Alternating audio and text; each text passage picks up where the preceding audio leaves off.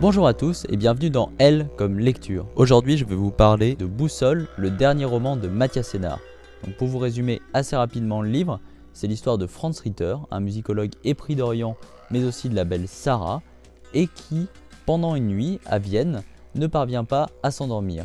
Qu'est-ce qu'il va faire? Eh bien il va se rappeler l'ensemble des voyages qu'il a effectués en Orient, qui sont d'ailleurs souvent liés à des aventures qu'il a eues avec la belle Sarah, et il va se poser des questions sur ces voyages, et il va également réfléchir à la situation de l'Orient dans notre monde actuel, mais aussi aux liens qui existent entre Orient et Occident, c'est-à-dire que la vision que nous occidentaux avons de l'Orient, également la vision que les orientaux ont de nous, que ce soit sur des périodes comme l'Orient actuel ou des périodes beaucoup plus anciennes comme l'Orient antique ou même l'Orient du Moyen-Âge ou du 19e siècle, notamment avec tout le mouvement des orientalistes.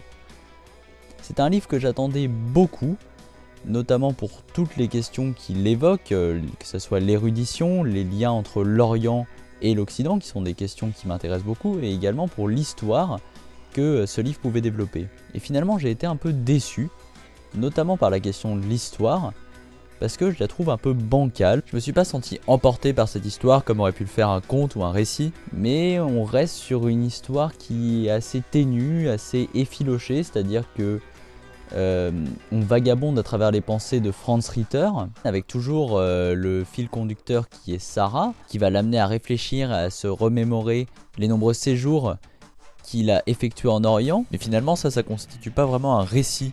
Et moi, ça constitue pas quelque chose qui m'emporte, qui m'amène à me rapprocher des personnages, à ressentir les mêmes émotions qu'eux. Et on est toujours dans quelque chose qui est de l'ordre de la réflexion et qui est quand même assez ténu en termes d'histoire. Ajoutez à ça l'extraordinaire avalanche d'érudition dont Mathias Sénard fait preuve, c'est-à-dire que toutes les 2 pages, il va citer Beethoven, Gluck, Mahler et énormément d'autres artistes du monde du 19e siècle.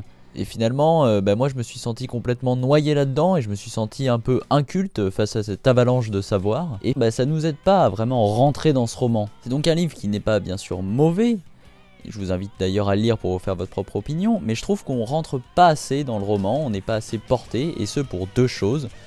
L'histoire qui pour moi est trop ténue et finalement ne nous entraîne pas, et l'avalanche d'érudition qui submerge le lecteur dans ce livre. Merci beaucoup d'avoir écouté Elle comme lecture, et à bientôt.